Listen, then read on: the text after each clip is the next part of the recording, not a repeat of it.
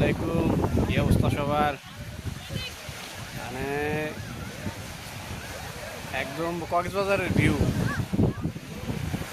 Saudi আরবের মতো জায়গায় এরকম একটা সুন্দর জায়গা আছে, মানে এটা আসলে আগে জানতাম না। ঠিক আছে, মানে দেখার মতো জায়গা। মানে ঢেউ পড়তেছে একদম, মানে অসাধারণ। দুর্ভাগ্য এক্সট্রা পোশাক আনা নাই, তাহলে মানে খুব মন চাইতেছে নামার জন্য।